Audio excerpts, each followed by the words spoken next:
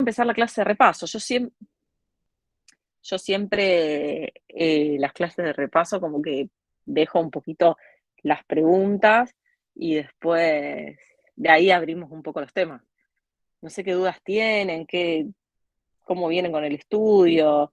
Obviamente es muy difícil, eh, obviamente es muy difícil decir qué hay que estudiar porque la práctica final es, como se dice, o sea, incluye todos los temas, ¿sí? Y cada dupla tiene su característica para tomar. Entonces, yo ya conozco y sé que están averiguando qué pregunta, qué toma, cómo toma, cada dupla que se les ha asignado, ¿sí? Pero bueno, la idea es que sepan integrar los conocimientos y que sepan abordar a un paciente en el centro de salud en el primer nivel de atención, un poquito organizar todo lo que es el contexto de ese paciente y en ese momento manejar el mismo paciente en la urgencia u otro paciente que les pregunta. Obviamente hay duplas que toman del mismo paciente que se deriva y otros que toman dos pacientes diferentes.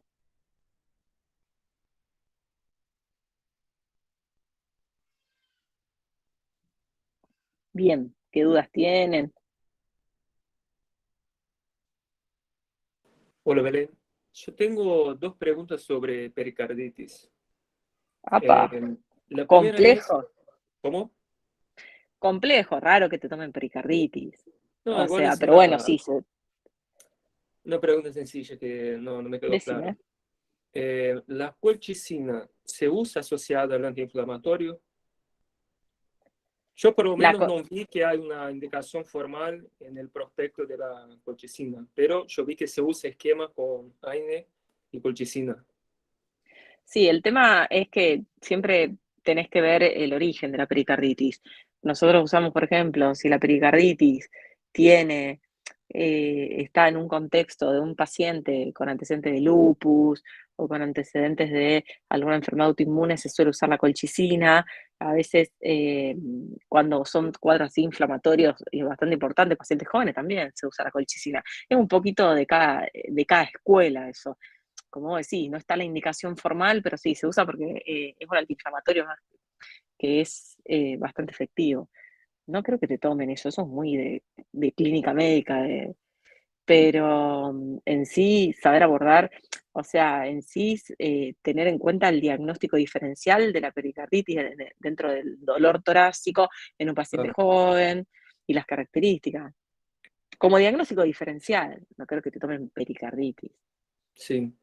La otra pregunta es, después que pasamos el tratamiento, ¿ese paciente tiene que pasar por un cardiólogo o el médico del centro de salud debería poder acompañar, controlar el cuadro? No, no, no, no. O sea, una vez pasado, siempre tenés que saber la causa. Si es un proceso viral, si se interpreta como un proceso viral, obviamente lo puedes con un ecocardio normal y todo, que vaya uno o dos veces más al cardiólogo o al clínico, al especialista en clínica médica, ya está, después lo sigue el de atención primaria. Ahora, si está en el contexto de una enfermedad autoinmune, obviamente lo tiene que ver un reumatólogo en el tercer nivel, en el Ah, tercer bien, nivel de atención.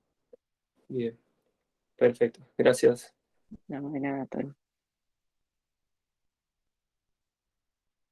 Hola, Belén. Yo tengo una pregunta sobre arritmias.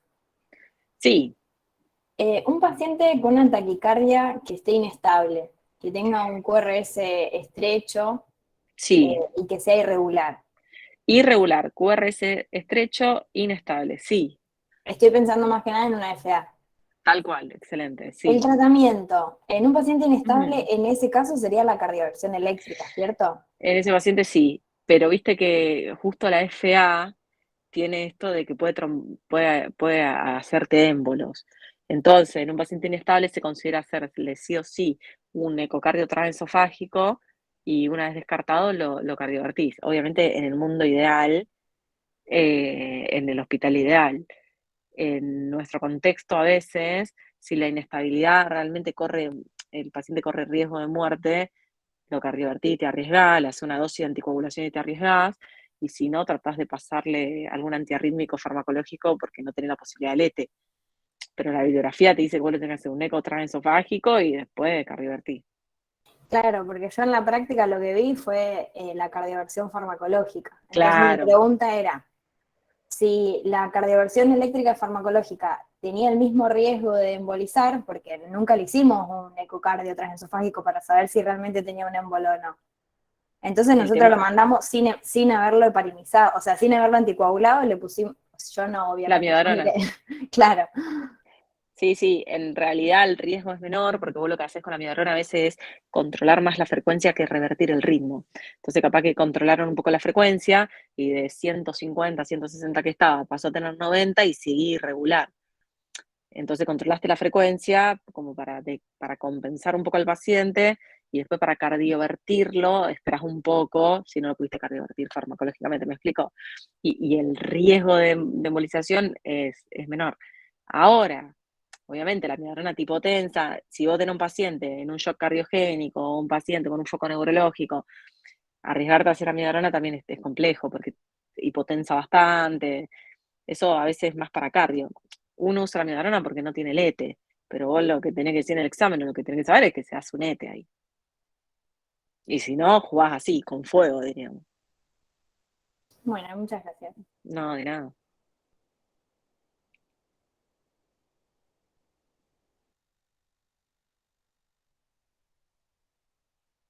Profe, essa é uma dúvida. Quando vou elegir uma cardioversão farmacológica de uma cardioversão elétrica? Es así, Samuel. Vos tenés, siempre, a vos se te presenta a la guardia un paciente con taquicardia, ¿sí? Bien. O sea, una frecuencia cardíaca mayor a 110, 120. En ese contexto, a vos cuando te viene un paciente con una taquicardia, lo primero que tenés que hacer es, bueno, si tiene fiebre, bajarle la fiebre, obviamente, no hacer mucho, o si está muy ansioso, charlarlo y bajarle. Pero en el contexto de una taquicardia, tenés que hacerle un electrocardiograma, fijarte, tomar la presión, ponerlo en el shock room y hacer un electro. En el electro, lo que vos te vas a preguntar de esa taquicardia es, ¿el paciente tiene QRS ancho o QRS angosto? Frente a una taquicardia de QRS ancho, toda taquicardia de QRS ancho para este grupo, para ustedes, es una taquicardia ventricular, ¿sí? Después vemos si hay bloqueo y todo eso, no importa. Es una taquicardia ventricular. Complejo angosto, tenemos que ver si el paciente es regular o irregular, para ver más o menos dónde te guías. Entonces, esa es la pregunta que vos te tenés que hacer. El paciente está hemodinámicamente estable o inestable. ¿Cuáles son los signos de inestabilidad de las taquicardias? Foco neurológico, edema agudo pulmón, insuficiencia respiratoria, depresión del sensorio. Si se acuerdan alguna, vayan tirándome. Claro. Precordalgia, o sea, hipotensión. Signos de Entonces, shock. signos de shock, si el paciente tiene tiene alguna de esas características en el contexto de la taquiarritmia, ese paciente, o sea, que está hemodinámicamente inestable, tiene criterio de cardioversión eléctrica. Vos tenés 3 maneras de tratar las arritmias. Una es la desfibrilación, que la vas a usar cuando el paciente está en paro, cuando el paciente no tiene pulso. Otra es la cardioversión eléctrica, que usás el mismo aparato, pero lo pones en modo de cardioversión, que lo vas a usar en todas las taquiarritmias hemodinámicamente inestables, que son todas estas características que yo dije. Y después tenés la cardioversión farmacológica, que el fármaco que vas a elegir, lo vas a elegir depende del tipo de arritmia que tengas. ¿Y cómo sabes el tipo de arritmia que tengas? Si es complejo ancho, si es complejo angosto, si es regular o irregular. Ahí le das el título y ahí ves cómo lo tratás. La FA tiene un capítulo aparte, ¿por qué? Porque tenés que ver si es de reciente comienzo, si es aguda, crónica o de comienzo incierto. Ahí ya te cambia un poco. Ahora, todo complejo ancho en una taquiarritmia es TB. Y toda taquicardia ventricular se cardiovierte, si está estable, con amiodarona, farmacológicamente, o obviamente con la cardioversión eléctrica. Pero acuérdense eso, o sea, la taquicardia ventricular, amiodarona, ¿sí? O cuando la arritmia te arrincona, le pasaste a una de complejo angosto, adenosina, no responde, y va a la amiodarona. Cuando la arritmia te arrincona, ¡pum!, le pones amiodarona. ¿Me explico? Dale, ¿Se, profe. ¿Se entendió, Bueno, Samuel? sí, sí. Desfibrilación, o sea, algo que usted, en el examen, paciente sin pulso, protocolo de paro. Y en el protocolo de paro, ritmo desfibrilable, no desfibrilable. Desfibrilable, ¡pum! Cardioversión eléctrica 360 y siempre, siempre evaluar la causa. No se olviden de eso. O sea, estás masajeando, estás desfibrilando o estás poniendo adrenalina en el no desfibrilable, buscar las causas. 5H, 5T para los no desfibrilables y para los desfibrilables casi siempre son las cardiopatías, ¿sí? Ahora, el paciente tiene pulso y está en una taquiarritmia, listo, veo estable, inestable, cardioversión eléctrica farmacológica, si es farmacológica, con qué fármaco me lo va a decir el nombre y apellido de la arritmia. ¿Cómo veo el nombre y apellido? Ancho, angosto, regular, irregular. Ahí, así como panel. ¿Se entendió? Dale, sí, sí, yo entendí. Bueno, muchísimas gracias, profe. Dosis no te van a tomar, seguramente que no. Nadie toma. Dale. Bien. ¿Qué más?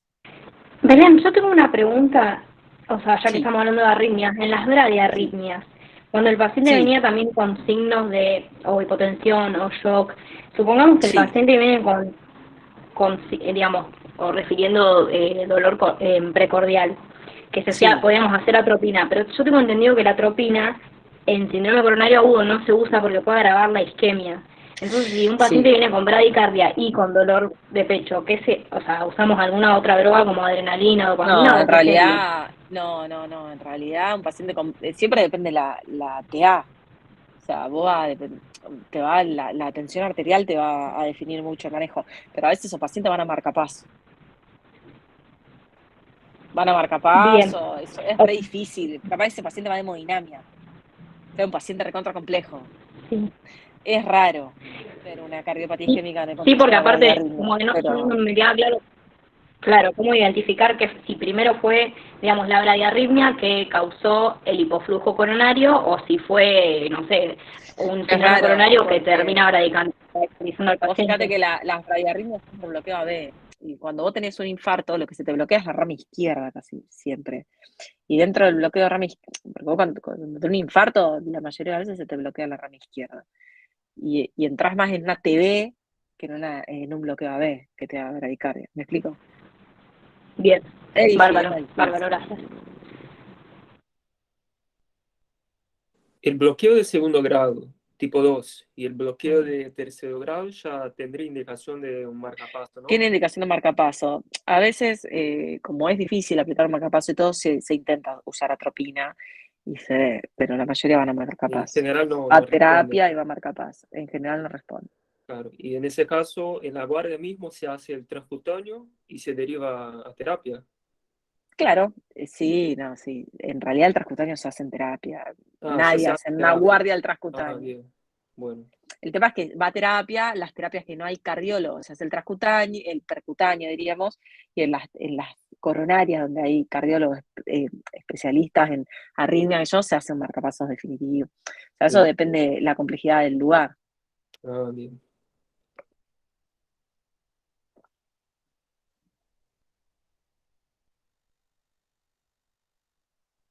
O sea, como grandes temas, el manejo de la emergencia, manejar el politrauma, manejar el ACV, isquémico hemorrágico, manejar la emergencia hipertensiva. O sea, cuando ustedes están en el contexto de un 220, 120, la pregunta que ustedes se tienen que hacer es, ¿ese paciente está en emergencia hipertensiva? Y dentro de la emergencia hipertensiva, ver los diagnósticos diferenciales, ¿sí? Que los tienen, acuérdenselo, el síndrome coronario agudo, el edema agudo de pulmón, la disección aórtica, esos son los cuadros que tienen que descartar. ¿Por qué los tienen que descartar? Porque son los que tengo que bajar la TA urgente. ¿Con qué droga? La betalol, la mayoría, menos los cuadros cardiológicos como edema agudo de pulmón y síndrome coronario agudo, que uso la NTG. Es así como grandes rasgos. Después, por ejemplo, neumonía lo tienen que saber, un poquito cuándo internarlo, está el CURT 65, están los criterios de FINE que te van a permitir a vos internar al paciente, siempre descartar el COVID, qué tratamiento antibiótico darle, amoxiclavulánico, cuándo clavulánico, cuándo no, lo internás que lo haces, cómo lo seguís, la neumonía es algo que lo tienen que saber. ¿Tiene derrame? Se interna, ¿sí? Después, infección urinaria, qué pasa, cómo se complica la infección urinaria, cuáles son los pacientes de riesgo que tienen, o sea, riesgo a complicarse. Yo voy tirando así, después ustedes se van sacando las dudas, más o menos. Convulsión, ¿qué hago frente a un paciente que me ingresa convulsivando? ¿Qué pasa si está en posictal? ¿Qué pasa si tengo que buscar la causa de esa convulsión? Un paciente con fiebre, ¿cuándo está séptico? ¿Cuándo no está séptico?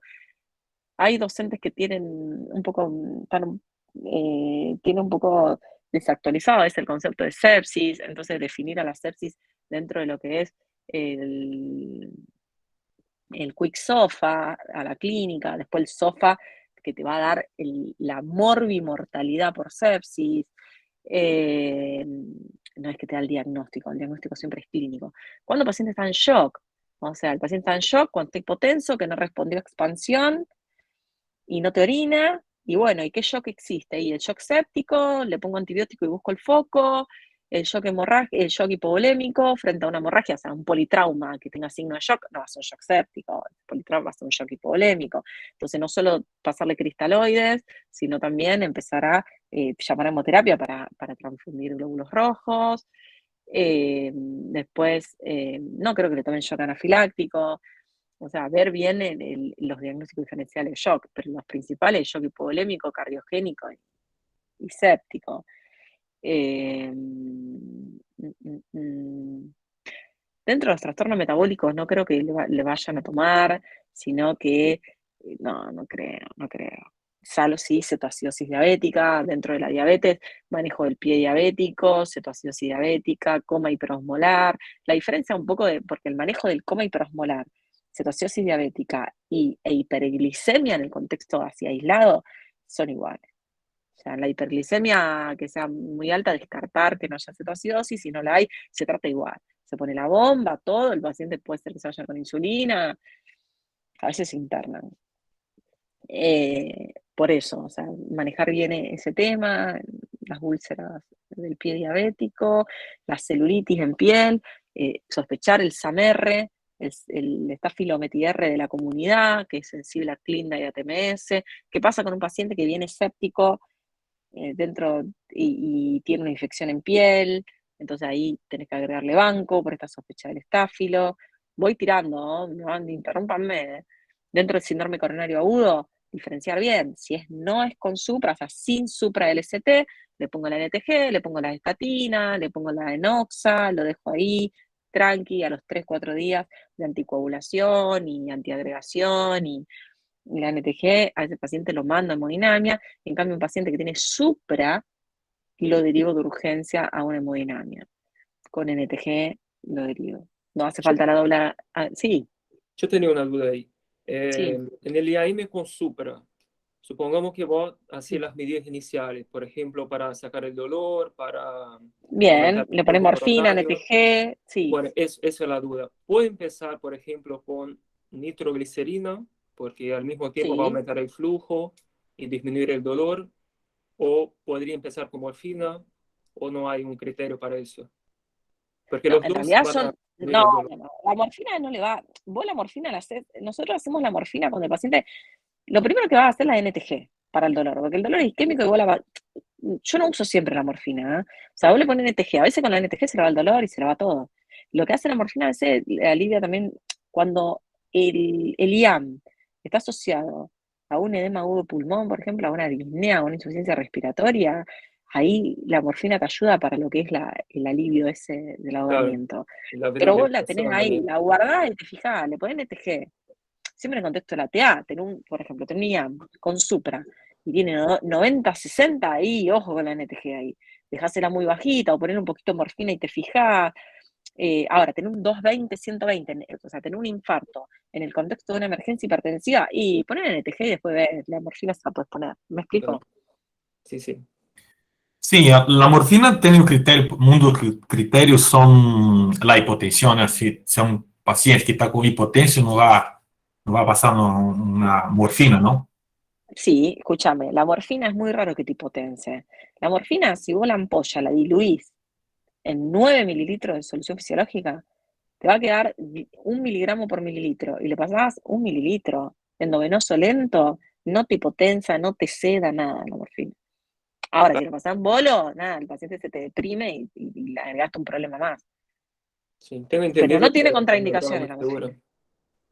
Belén, Sí, yo tengo una pregunta también con respecto a sí, esto. Pablo, El otro día decime. llegó una paciente, Mm, va un paciente que Sí, con dolor torácico típico, le hicimos un sí, electro y tenía infra en varias derivaciones y tenía un supra en ABR creo que era.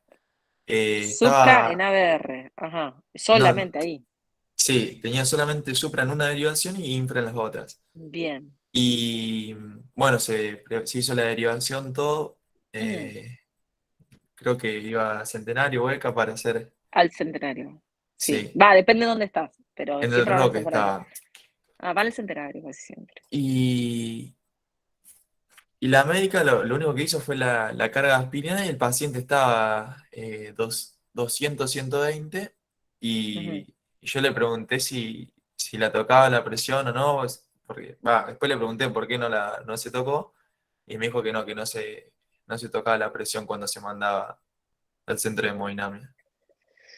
En realidad, dentro del protocolo, yo después se los mando si quieren. Dentro del protocolo del centenario, sí, hay que poner NTG, hay que bajarla. Es una emergencia hipertensiva y le tenés que bajar la TA.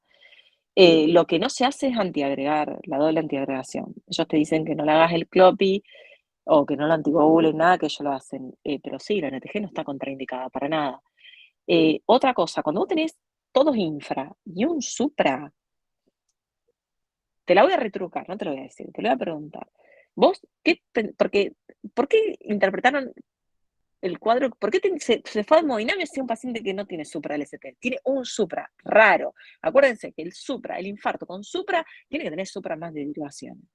¿Por qué para vos lo derivaron de urgencia? Si no tiene criterio de derivarlo, tiene criterio de quedarse, de ir a una tercera complejidad, pero no hacerle hemodinamia de urgencia. ¿Por qué hemodinamia de urgencia? ¿Qué sospechás? Cuando vos tenés un supra así, que vos aislado, y todo es infra. ¿Qué le faltó a ese paciente? Las dos derivaciones. Claro. Le faltó el B7, B8, B3R, B4R. Capaz que vos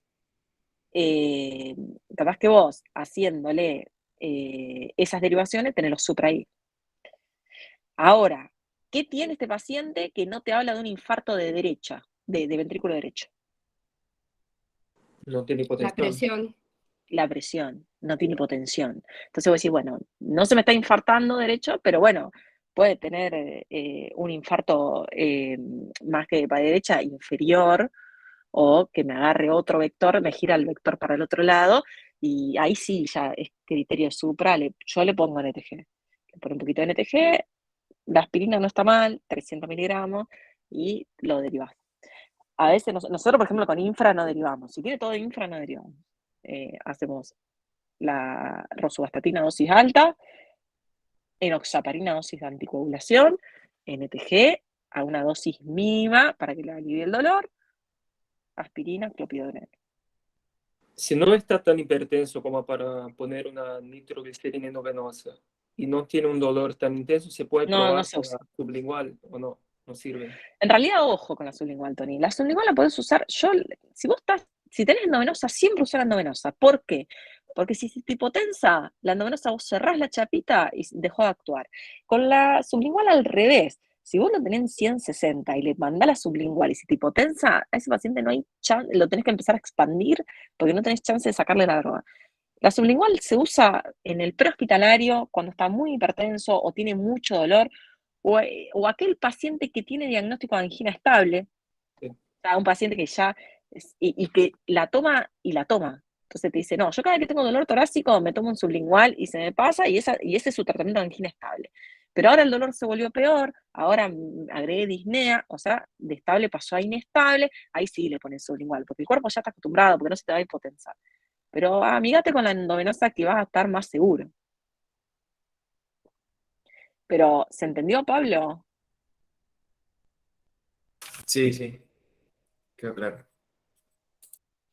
Belén, y entonces en un paciente sin supra, nosotros no derivamos tampoco, yo estoy en Carrasco, pero no sé cuánto tiempo se puede dejar al paciente, o sea, una No, vez que vos lo claro. estabilizás, vos lo das estatinas altas, lo anticoagulás, Sí, pero ese paciente tiene que ir sí o sí a una terapia. Vos lo tenés que derivar del Carrasco. claro, lo El tema es derivás, que lo pero no con derivás, lo podés urgencia. derivar, claro, no con emergencia.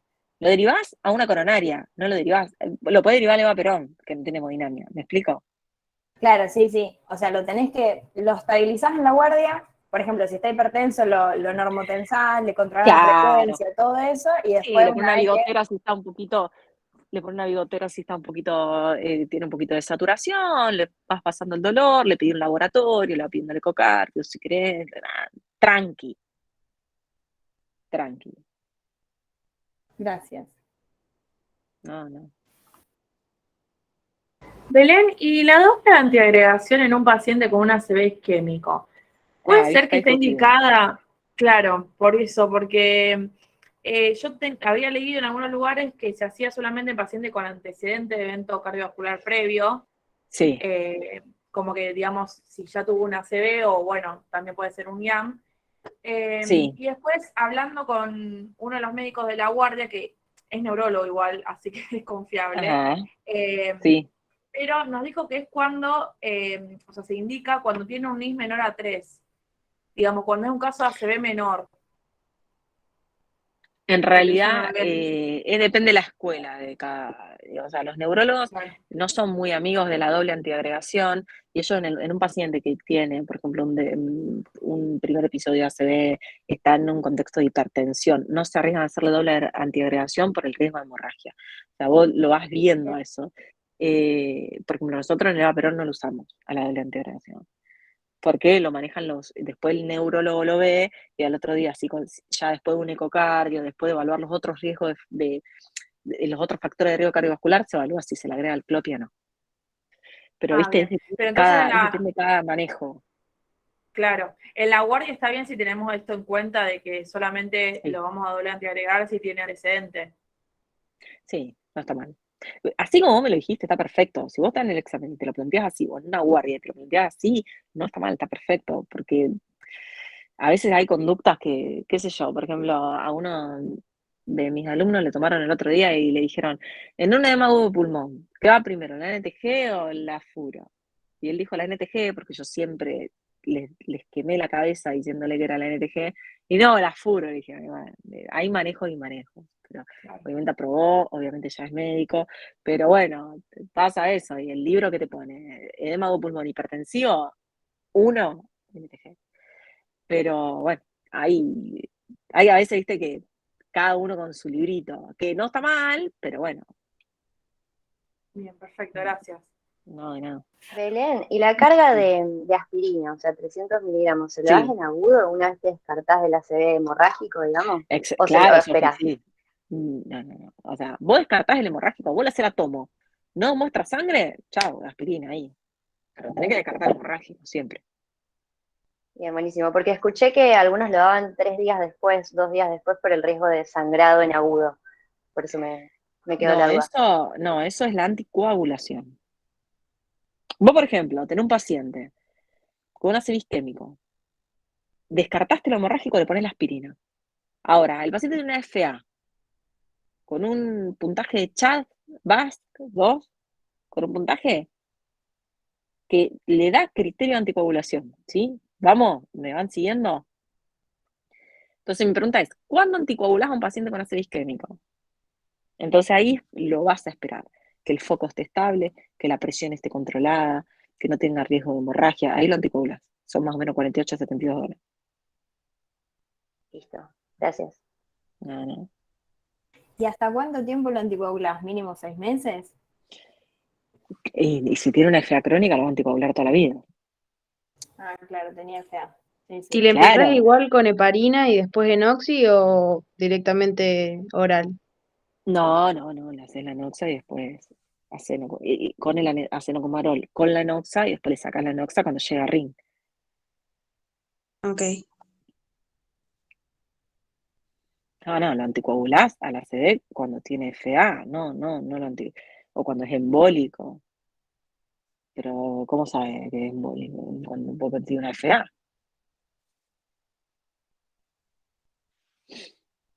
No lo anticoagulás por rutina, diríamos. Sí, lo antiagregás.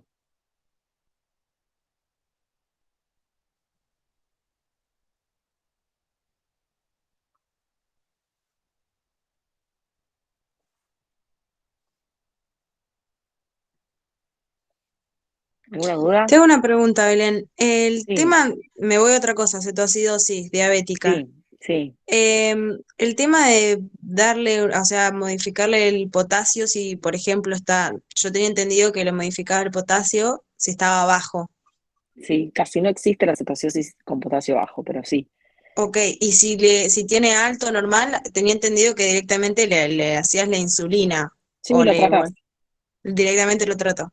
O sea, vos lo expandís con solución fisiológica, lo estás expandiendo, te llega al laboratorio, tiene 5,7, 6, 5,5 potasio o normal, le pones la bomba de insulina, no pasa nada. Listo, Te va a listo. bajar, queda tranquila, que le estás haciendo el tratamiento para las dos cosas, para la hiperglicemia y la hiperpotasemia. Ok, Si está Belén, normal, tirando bajito, nada, vos vas a ver que cuando baje de 200 la glicemia, le tenés que poner el HP con el potasio y ahí lo va a normalizar. Sí, eh, sobre ese tema cetoacidosis diabética, primero, sí. primera cosa lo expando y después sí, ¿cuánto tiempo espero para ver cómo va evolucionando ese paciente con la expansión? O ya entro con la insulina de forma inmediata también, sabiendo más o menos cómo está el potasio, alguna cosa así. Porque yo escuché otro día que vos lo expandís y esperar un poco, porque puede ser la expansión resuelve la cetoacidosis, ¿no? Sí, es como que tengo que darte una clase de cetoacidosis, o sea, es muy básico, o sea, las dudas que tenés es como que en realidad, primero, una vez que vos sospechás la cetoacidosis diabética, hiperglicemia, la sospechás, ¿qué haces? Le pedís un laboratorio. Mientras esperás el laboratorio, vas a expandir al paciente, lo expandís. Pasan esa regla que ustedes vieron, 1000 a chorro, 1000 la primera hora, después vos lo expandís. Lo vas a controlar. La glicemia se controla cada 1 hora y el laboratorio cada 2 horas. A la hora le controlaste la glicemia y bajó un poco, seguí igual. Te llegó el laboratorio, tiene buena función renal y tiene un potasio normal o alto, ese paciente va a la bomba de insulina. A la hora lo controlas, así. Y tus conductas van a depender del paciente. O sea, si a la hora, que ya pasaron 2 horas, le hiciste un laboratorio y mejora la falla renal, baja un poquito el potasio, le agrega el potasio, así, lo vas manejando, pero le controlas cada 1 hora la glicemia y cada 2 horas con laboratorio. Bárbaro. Ahora, si con la expansión sola bajó la glicemia, bueno, después le vas a dejar la bomba a un goteo de mantenimiento. O sea, vos tenés, la insulina se maneja de una manera cuando tiene más de 200 y de otra manera cuando tiene menos de 200. Belén, tengo una pregunta de cetoacidosis, o sea, no de cetoacidosis, del post. Como, Vicky, No, sos alumna mía y lo dimos 50 veces de no, cetoacidosis. perdón, es del post, No. perdóname. Decime. Mi pregunta es, ¿cuándo vuelve a la vía oral? O sea, ¿es cuando mejora el gap y se resuelve el Claro, paciente? Y ahí el claro. paciente queda para siempre con insulina, porque bueno, claramente no tiene insulina, por eso hizo la Por el cetoacidosis. momento, tal cual. Por el momento queda con insulina. Vos lo que le puedes pedir un péptido C, eso te va a dar Claro, la reserva de insulina que tiene, y te fijás, ahí te va a dar, si tiene C, si no tiene si péptido C no tiene nada, seguramente sea de por vida la insulina. Si no, a veces, o sea, eso lo vas a ver en el centro de salud. El paciente se va con la insulina a la casa. Después vos lo vas viendo, cumple con las medidas higiénico-dietéticas, lo empezaste a controlar bien, le vas bajando la dosis, y a veces claro. la dejás con la bedtime, nada más. Ah, bien. Muy raro que se la saques y que solo quede con metformina, pero a veces puede pasar, sí, obvio. Siempre Ok, dependiendo de cuánta reserva de insulina te queda en el páncreas. Porque bien. capaz que usaste la insulina porque justo hizo una neumonía y estaba con metformina, hizo una neumonía y con eso se exacerbó y con eso hizo la cetoacidosis, curaste la neumonía, el paciente mejoró, se fue con insulina, 3, 4 meses empezó a mejorar, medida higiénico-dietética, ya no tiene intercurrencia, listo, está con metformina Bien. y clomipirida. Ok. Y Pero después, eso, resuelve el gap. O sea, mejoran todos los parámetros hemodinámicos y el gap normaliza, ahí empieza la vía oral y ahí ya lo vas rotando en NPH, porque vos lo ah, tenías con bomba claro, claro. Y y ya lo después, rotabas en NPH. ponele en un diabético que queda internado por una CD, que cuando queda internado, él Sí, venía a ponerle con metformina, que vos lo pasabas sí, a insulina. En sí, el se suspende la alta, metformina. claro, en el Se va con alta, metformina. vuelve a, ok, bien. El tema que tenés que ver ahí, en realidad está mal mi respuesta, no es que se va a comer, sí, se va a ir con metformina sí o sí, hay que ver si se va con insulina o no. Claro. Eso va a depender de muchas cosas. ¿Por qué? Porque viste que el daño de órgano blanco, según la bibliografía, es indicadora de que se vaya con insulina. Ahí vos le vas a pedir todo un laboratorio, vas a ver la hemoglobina glicosilada. Ahora tiene una hemoglobina glicosilada de 7 y el ACV lo hizo por los otros factores de riesgo cardiovascular y no, la manda con la metformina nada más. Ahora, tiene una hemoglobina glicosilada de 10 y sí, la manda con la insulina. Va a depender de eso. Ok, bueno, gracias. Y de los otros daños microvasculares que tenga, macro y micro que tenga. Ok. Está bien, fue válida tu pregunta, porque no fue situación, si fue en el control después de la resolución. Está perfecto, está perfecto. Yo tengo una duda con respecto a otro tema. Sí, Santi. Con respecto a lo que es pancreatitis aguda, ponerle, nosotros hacemos el diagnóstico de una Sí. pancreatitis aguda en guardia. Sí, sí. Más que hidratarlo, o sea, yo estoy medio perdido en el tema de cuándo pedir una imagen, cuándo no, hidratarlo, qué tratamiento, o sea, en guardia, ¿cómo sería el manejo? ¿O es algo que es más...? No, en realidad lo que tenés que hacer, vos, un paciente, dolor abdominal, amilasa, chao, pancreatitis. Primero ver la causa. O sea, si es litiásica o no es litiásica.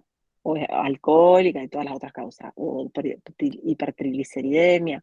Ahora, lo vas a internar en un servicio de clínica si es no litiásica, diríamos. Lo vas a internar con cirugía litiásica. Lo que vos podés hacer en la guardia, ponerle que te tarden los servicios y todo, después de que tengas la causa, es controlar el medio interno. ¿Por qué? Porque ese paciente, vos le tenés que poner 3.500, 4.000 a veces de HP, y tenés que controlarle cada 2 horas potasio, sodio, calcio, fósforo, magnesio. Porque es tanto el tercer espacio que arman que a veces te hace desequilibrios metabólicos, que es lo que tenés que tratar. Y obviamente, si te hace mucha fiebre, hacerle la tomografía y ver si tiene una complicación infecciosa, ¿sí? Con la tomo. O sea, los criterios de tomografía de la pancreatitis son esos: si hace fiebre, si tiene signos de shock, ahí ya ves si no tiene una complicación infecciosa. Y por lo general se piden tipo 48, 72 horas después. Sí, se pide. Me quedaba la duda de eso. Sí.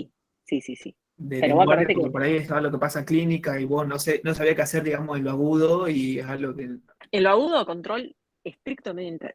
interno.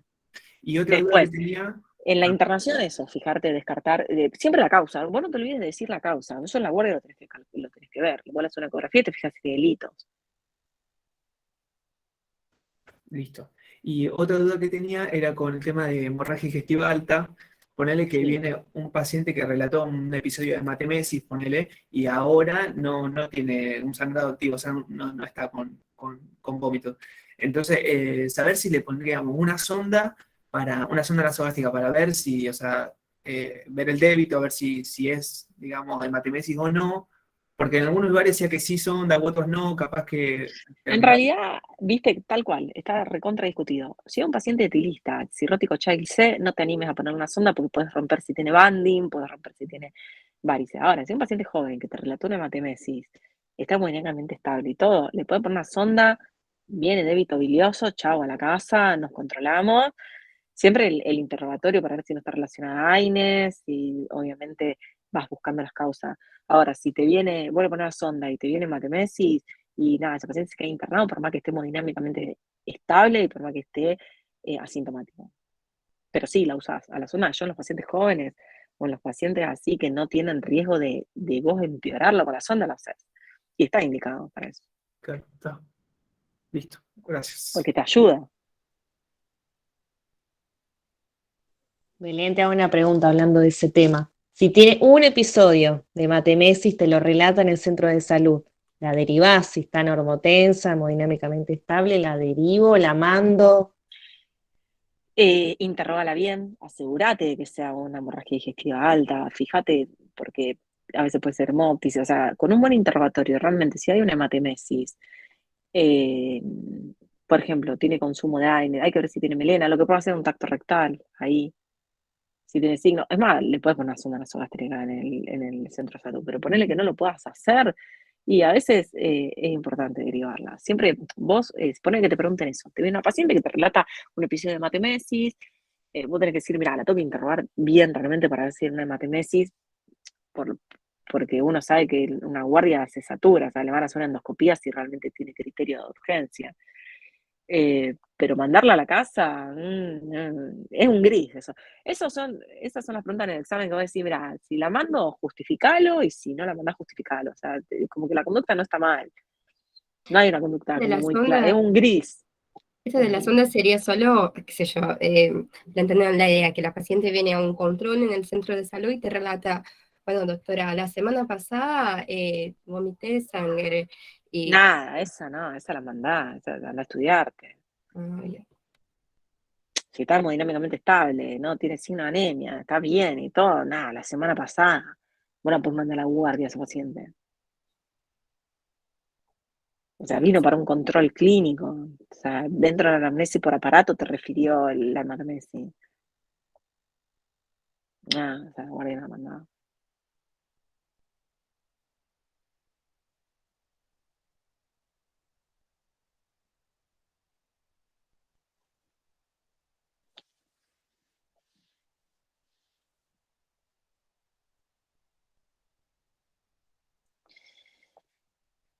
Usted Belén, pregunte, yo tengo una yo, duda en relación a una mujer que llega a la guardia y tenemos sospecha de violencia de género. ¿El protocolo en guardia sería llamar al teléfono verde y nada más o hay algo más para hacer? no, eso depende, no, eso depende siempre el lugar. O sea, yo aprendí el manejo que tengo en el Eva Perón, pero sí, lo que se hace, lo que vos tenés que hacer es, primero, que la paciente se sienta contenida. O sea, y segura. O tenés que estar ahí, le tenés que decir que se va a quedar si lo necesita, que se la va a proteger y hacer un buen examen físico y constatar si hay lesiones. La paciente tiene que hacer la denuncia si quiere, vos le ofreces que si quiere hacer la denuncia. No, muchas pacientes no quieren hacer la denuncia, sino que quieren estar resguardada y la dejar internada y después que la vea un equipo que esté formado y que tenga la herramienta para poder abordar ese tipo de situaciones. O sea, vos le ofreces, como diríamos, un lugar de contención. Tratamiento del dolor si lo hay, y bueno, y si quiere hacer la denuncia, sí, llama al teléfono verde y ahí ya se encargan, es otra el tramiterío que se hace. Pero vos como médico en la guardia haces eso. Vos tratás las lesiones, le ofreces un lugar seguro, la dejas internada si hay que dejarla, y que llame al teléfono y que haga la denuncia. Puede ir a hacerla. Nosotros a veces ha ido la compañía del policía a la comisaría de la mujer y nos llama por teléfono, no la hace por teléfono. La acompañan y después vuelve y se queda internada. Y al otro día la aborda el equipo de salud de la mujer. Gracias.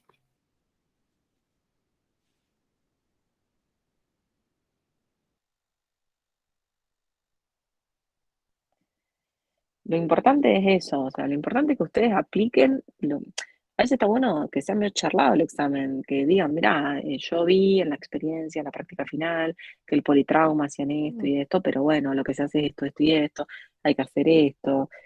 O sea, Doctora, no le vayan, pregunto, no vayan con el discurso de eh, se hace esto porque yo vi que se hacía esto. Bueno, por lo menos conmigo no. Y creo que con la mayoría de los que hacemos emergencia tampoco. Porque, no, yo le haría diclofenac porque en la guardia yo vi que le hacían eso. No, por favor. No. O sea, mira, se hace diclofenac porque las guías te dicen que se hace diclo y una manera de decir.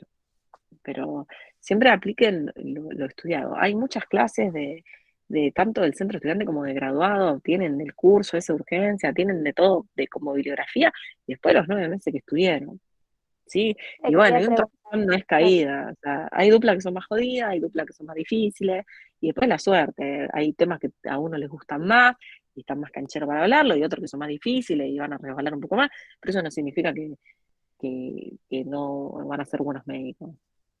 Nada, se los bocha, tropezón, vamos a la segunda mesa. Un bajón, ya lo sé, pero bueno, tranqui, tranqui que no es tan Bien, difícil. le hago una pregunta.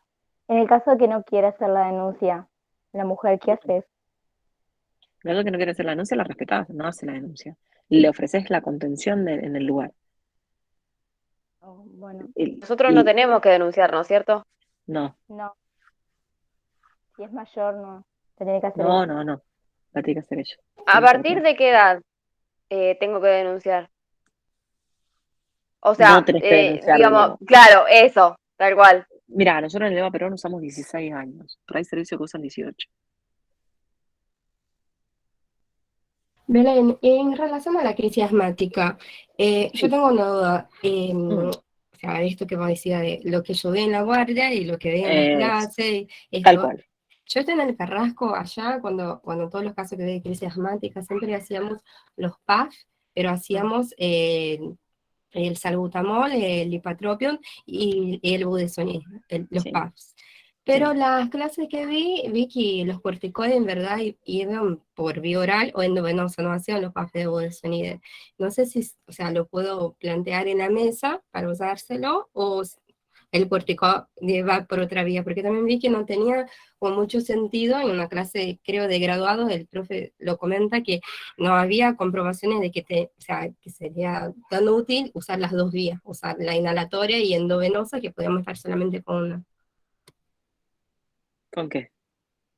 de los corticoides, o sea, podía O pasar el sea, corticoide por vía endovenosa y no usar el PAF de budesonide, o no, no, sería no, así. no. Yo escuché la clase grabada y no hice eso. No, no, no, no. Escúchame. El corticoide inhalatorio tiene que estar sí o sí como gol estándar. Siempre. En una crisis asmática, exacerbación de asma, broncodilatadores, inhalatorios y corticoide inhalatorio. ¿Sí? Siempre. Leve, moderado y grave. Siempre. ¿Qué broncodilatador inhalatorio? Siempre con PAF, mucho mejor que la NEBU, mucho mejor. Siempre con buena técnica, eso básico. ¿Y qué broncodilatador vas a usar? Lo que mejor se puede usar es un LABA que actúe más rápido que un SABA. ¿Cuál es la droga que actúa más rápido que un SABA, diríamos, y por mucho tiempo? El formoterol. Entonces, las guías te dicen que el formoterol sería lo ideal para la crisis asmática porque no solo se lo vas a dar para la exacerbación, sino que después le sirve como mantenimiento. Entonces, al paciente vos le das 2 puffs de formoterol a la mañana, 2 puffs a la noche, y si en el medio tiene disnea o síntomas, le haces los rescates con el mismo formoterol. ¿Y qué te dicen las guías nuevas de Gina? Que sí o sí le tenés que agregar el corticoide inhalatorio, porque eso se dieron cuenta con los trabajos que hubo una reducción de la mortalidad por asma. Entonces vos a ese paciente que le da formoterol le asocias budesonide inhalatorio, que son las marcas Frevia y la marca Neumoterol, que tienen las dos, tienen formoterol y budesonide. Suele hacer al paciente cada 10, 15 minutos, 2 puffs de eso, de formoterol, budesonide, porque estás broncodilatando y antiinflamando para que el paciente no te vuelva a las 3, 4 horas o a las 6 horas o a las 12 horas.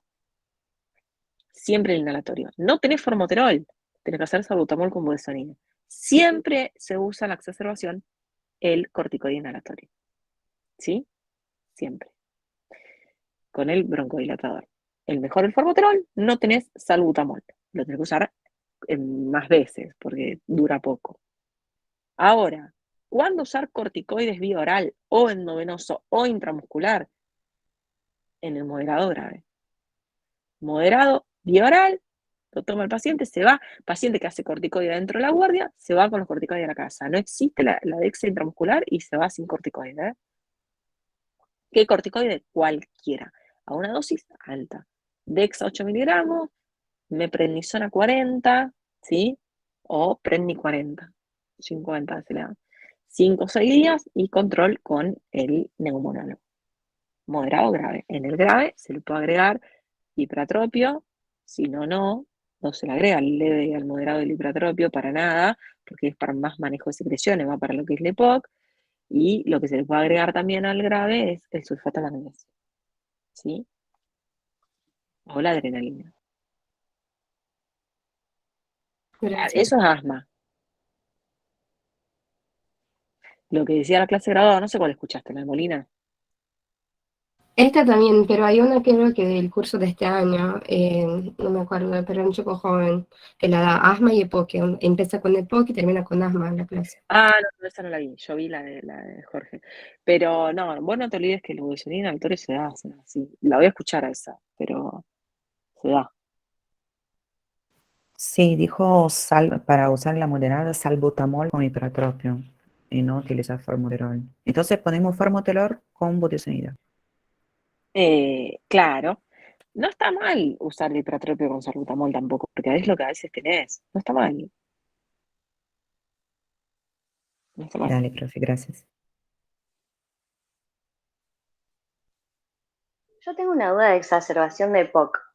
Sí, Siempre yo tengo entendido que hay que darle oxígeno a bajo flujo por el peligro de sí, deprimirlo el con centro bigotera. respiratorio. Sí. Claro.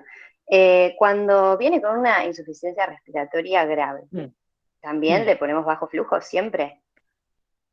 Sí. Lo vas a broncodilatar. Y te sigue saturando. ¿Qué le vas a hacer? Un ácido base a ese paciente. Y te vas a fijar. Si está muy hipoxémico y está reteniendo mucho, porque está agotado, ahí está la indicación de la VNI, de la ventilación no invasiva. No le intubas, le pones esa máscara grandota, configuras el aparato y eso vas para especialistas, pero es una pregunta que les pueden hacer. Cuando vos tenés una exacerbación de POC, que está en insuficiencia respiratoria, y que con toda la broncodilatación y el oxígeno a bajo flujo, se te está agotando, entonces le haces un ácido base y está reteniendo mucho, con mucha hipoxemia, ese paciente, si está lúcido, para ayudarte le haces la VNI, la ventilación no invasiva, que es como el CPAP en el respirador. Si no responde a eso, se intuba, se cede y se intuba. Ahora, si no está lúcido como para hacerlo y se te está agotando, y se intuba. Listo. Genial. O sea, empezás con 4 litros minuto Sí, máximo. sí. Hacerle el ácido base. El ácido base te va a dar la pauta, porque si está reteniendo, no lo va a solucionar con el oxígeno. Si no está reteniendo, está lavando mucho y está hipoxémico, le puedes poner a 6 litros, 8 litros. Te va a guiar por el dióxido. Cada 20 minutos le puedes hacer un ácido base, cada 10 minutos le puedes hacer un ácido base arterial. Entonces te vas guiando el flujo que va dando por la retención que tenga o no de dióxido. Si es lo que vos querés prevenir. Vos no le hacés el oxígeno a flujo alto para no aumentarle el dióxido y no darle depresión de sensorio ni respiratorio. Claro. Genial. Hay EPOC que se la bancan más, tipo una máscara y se la bancan, que no retienen tanto. Tenés que ver si es retenedor o no retenedor. Por eso el ácido ¿Y base te ayuda. la máscara de venir algo que hay en todos los servicios? En casi todo, sí, pero la usa más en terapia. Pero bueno, para que lo tengan en cuenta. Por eso la mayoría se intuba. El tema que intubar a un EPOC, que le podías haber hecho VNI, es aumentar la mortalidad. El paciente capaz que no lo extubas nunca más. En cambio, con la VNI recupera y al toque le pone la bigotera. Tendría que usarse en todas las guardias, sí.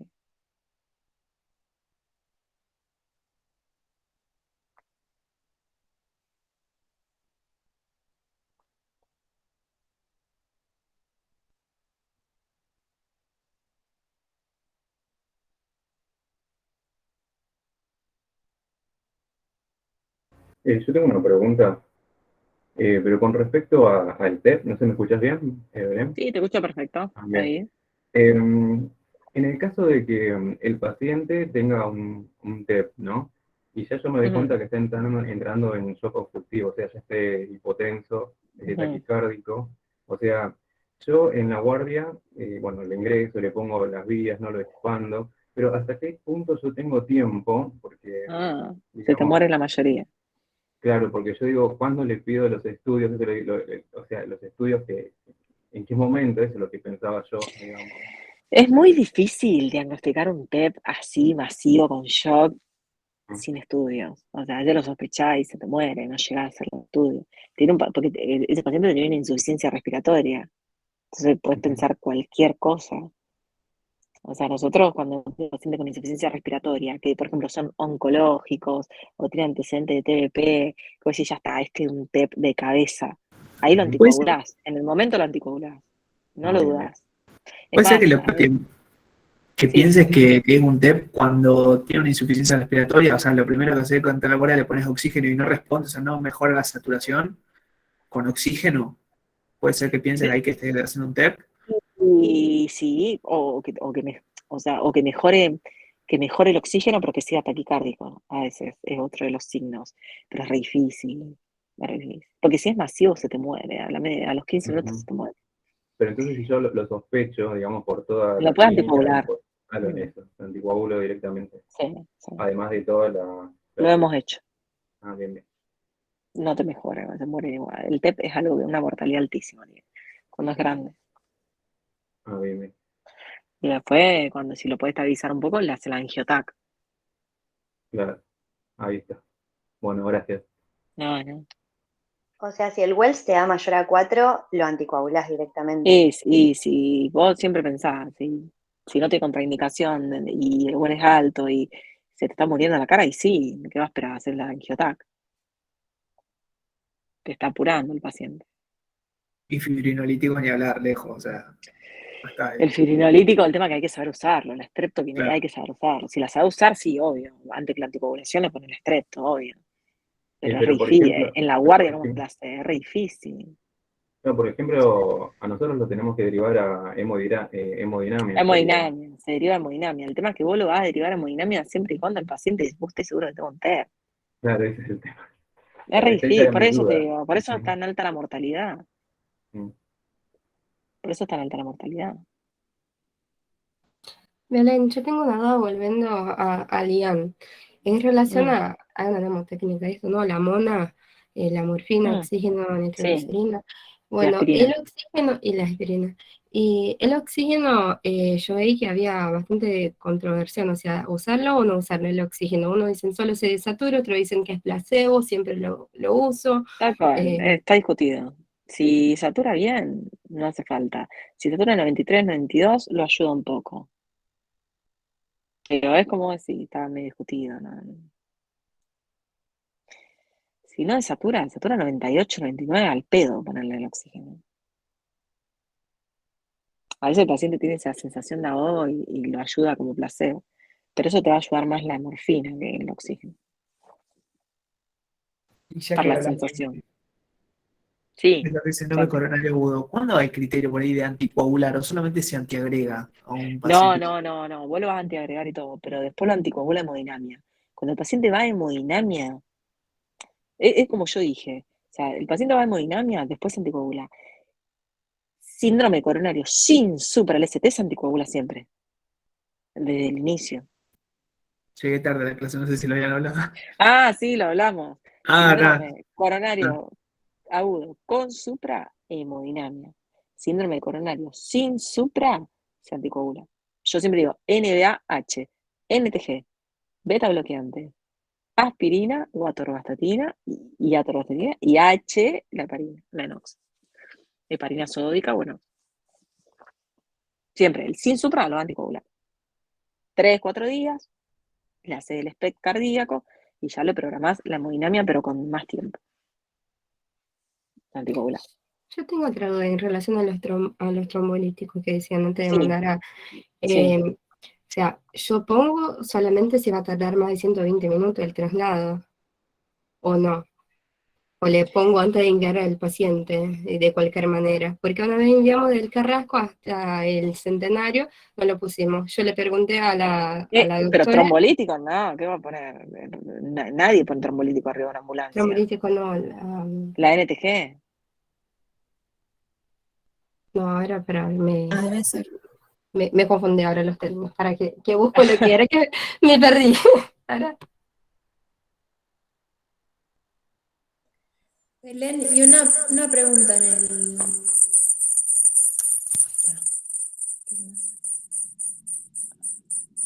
Te hace eco porque hay dos dispositivos. Ahí está, perdón. Ahí está. ¿Se escucha, no? Creo que sí. Sí. Los beta bloqueantes en el síndrome coronario agudo sin supra, ¿los Sí, se podemos usan. iniciar Se desde usan. el principio, desde el ingreso? Si no tiene signos de insuficiencia cardíaca, sí. Bien.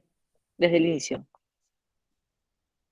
Y si es con supra, eso también se arreglan, digamos, después de hemodinamia. Claro, sí, se arreglan después. Tal cual. Ya después queda con las mismas indicaciones del sin supra. Sí, Belén, o sea, perdón, ahí volví. Bueno, yo tenía un esquema de una clase de clínica, que era paciente con IAN, con supra en el caso, tenía que ir a centro con sala de hemodinamia e internación en coronaria. Sí. Sí, pero sí estábamos en un lugar que no había hemodinamia, hacíamos los trombolíticos y después lo sí. mandábamos a una unidad. Pero dice algo Sí. de los tiempos, tenía que ser menos de 120 minutos, algo así. No, en realidad vos tenés la hora de oro, diríamos. Las primeras 2 horas, el paciente, si vos lo reperfundís, le aumenta muchísimo la sobrevida. Entonces, si el paciente se va a demorar, estás a 3 horas de un centro de hemodinamia, hacer los trombolíticos y después derivarlo. ¿Me explico? Ah, está bien, o sea, solo se va a tardar mucho, antes Claro, nunca. claro. Igual Los yo vi que no hay trombolíticos, en todos lados esto. no, porque hacer trombolítico lo tenés que saber hacer. Acá nadie sabe, yo no sé hacer trombolítico. Hay que saber hacerlo, se hace en infusión continua, se monitoriza al paciente porque vos tenés que ver cuál es el signo, la arritmia de reperfusión, que me encanta preguntarle a Héctor. El RIVA es la arritmia, es una arritmia, búsquenla arriba con B corta, mirá, que es inentendible, un electro que nada, es RIVA, pues no lo puede entender, y eso es como que hacen un ritmo de reperfusión y tienen criterios. Eso es muy de cardio, no creo que se los tomen. No creo. Ahora me aprendí a decir no creo, pues siempre hay alguien que dice, a mí me lo tomaron, entonces ahora digo, no creo que se los tomen. No tendrían.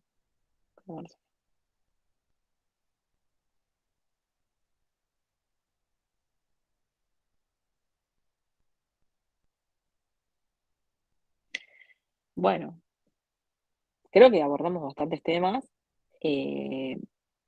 No sé si tienes alguna duda más. Me pareció que estuvo bueno, fue un ida y vuelta bastante completo. Les va a ir bien, es más simple que antes, que era el escrito solo, que era difícil.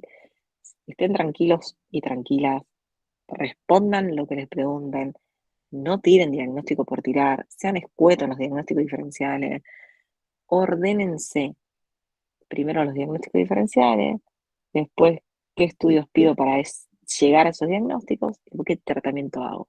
En el momento de hacer el tratamiento, las indicaciones médicas. Siempre las indicaciones médicas ordenadas, ¿sí? Primero lo general, control de signos vitales, si tiene vómito reliberante, si tiene fiebre dipirona, si tiene dolor diclofenaco morfina, y después lo específico, antibiótico, inotrópico. No hay que saber dosis, tranca, cualquier cosa, muchos tienen mi celu, me escriben, no tengo drama de responder. Les va a ir bien. Y nos vemos en la práctica. Después nos vemos, ya son médicos y médicas, están ahí a minutos. Nos vamos a ver. Los que vengan a Leva Perón, nos vamos a ver. Pero bueno, les deseo lo mejor. Y bueno, espero que les haya servido. Son bastantes. Algunos son de mi comisión, otros ya no los conozco. Muchísimas gracias, profe. Fue re bueno. Gracias, profe. Me alegro. Gracias, doctora. Gracias, Ale. Gracias, hasta luego. Chao, chao. Muy clara, gracias. Gracias. Gracias.